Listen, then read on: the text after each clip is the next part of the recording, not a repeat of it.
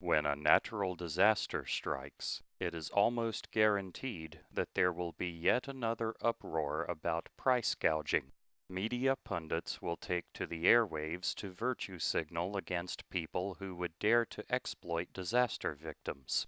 Government officials will use the crisis to score political points by portraying themselves as defenders of the common people against greedy capitalists. But how accurately does this reflect reality?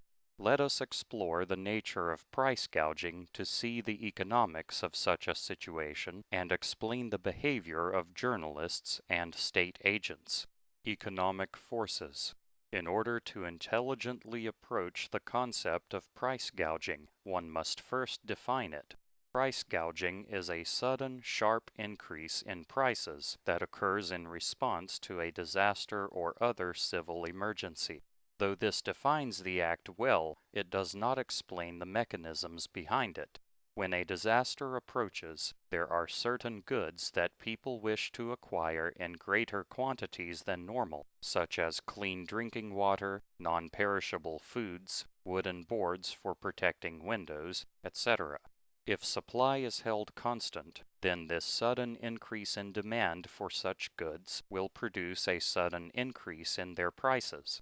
If left unhindered by the state, this upward pressure on prices will produce important benefits. First, it serves as a signal to producers and distributors of those goods that more supply is needed. The producers and distributors thus learn where their goods are most urgently in demand, allowing them to engage in mutually beneficial transactions with disaster victims. This is how free markets are supposed to function in order to meet the needs of customers. Second, price gouging encourages proactive preparations. A potential business model for a firm is to invest in equipment that allows it to operate when a disaster would otherwise force it to close, and use the proceeds from price gouging to amortize the cost of the equipment. This helps consumers by allowing them to purchase goods at higher prices rather than be left without essential items during a crisis. Third, price gouging provides an important benefit by conserving the fixed amount of resources which are present before more deliveries can be made to the disaster area. The higher cost of scarce goods disincentivizes people from buying up supplies that other people need, thus helping to keep the items in stock. This keeps scarce resources from being wasted on marginal uses, directing them toward their most valued uses and the people who most need them instead. Markets and malice. Unfortunately, not every instance of price gouging is so benevolent. Business owners who seek to exploit vulnerable people in order to make money do exist, but engaging in such behavior in a free market produces a short-term gain followed by a long-term loss. In a pure capitalist environment, reputation is everything for a business. Whatever profits may come from gouging disaster victims in the present will be more than outweighed by the sales that one will lose in the future because of the damage that this does to one's brand. After all, most people would view such behavior as adding insult to injury and vote against it with their wallets. Though it is impossible to accurately count sales that do not happen, to dismiss this effect as non-existent is to commit the broken window fallacy. Enter the state. Most people are economically illiterate, so they tend to focus on the malevolent type of price gouging and be unaware of the benevolent type. In a democratic state, this has predictable results. Politicians and other government agents will frown upon price gouging and seek to punish anyone who they believe to be engaging in it. But it can be difficult to distinguish the natural effects of demand spikes and limited supplies upon price from the efforts of greedy exploiters of disaster victims, especially for government officials who are too far removed from the disaster area to be intimately familiar with the economic dynamics there.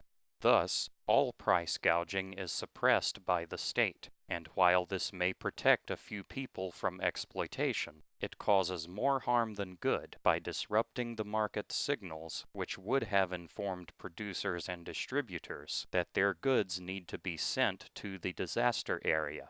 The end result is that scarce goods are depleted and not replaced, leading people to once more blame the market for failing them when the actual cause of their shortage was a government failure.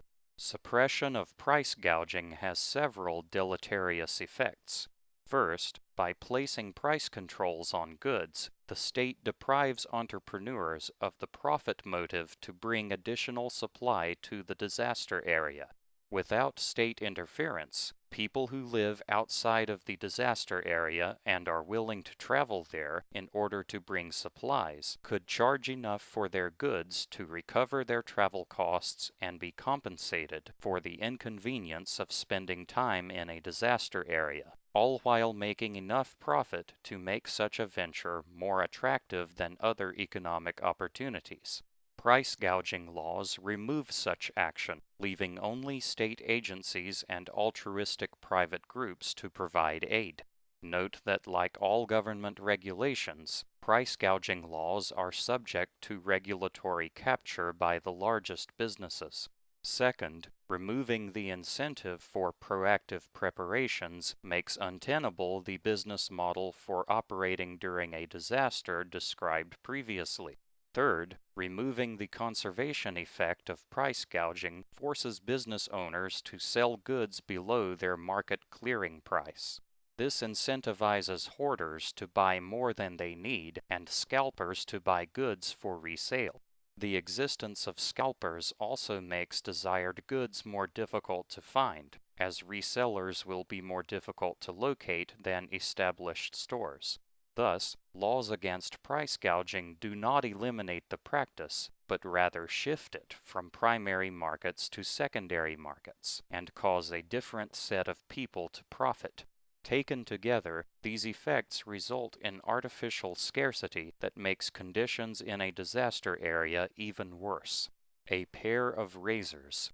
Given the clear case in favor of price gouging, one may wonder why so many people in positions of political power rail against it.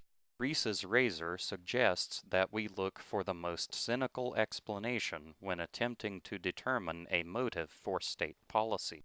No other possibility prioritizes the self-interest of politicians and their minions over the lives and properties of citizens, quite like the idea that government officials want to suppress the natural response of markets in order to make government disaster relief agencies look effective and necessary, thus justifying their existence and expansion, so Reese's razor selects it.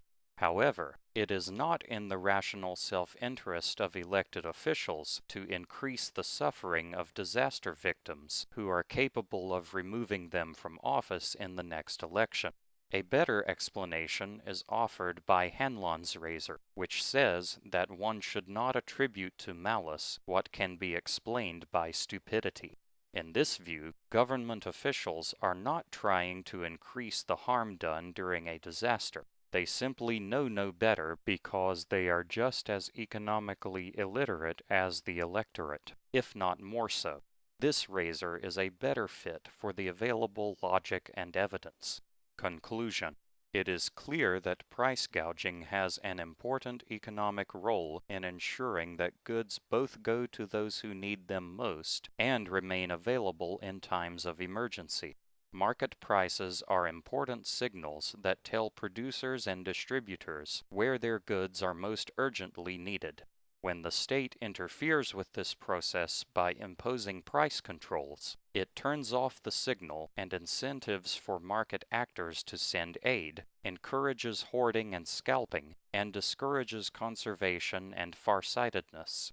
These effects mean that laws against price gouging harm the very people that they are ostensibly supposed to help. Therefore, price gouging should not be punished by the state or demonized by the press.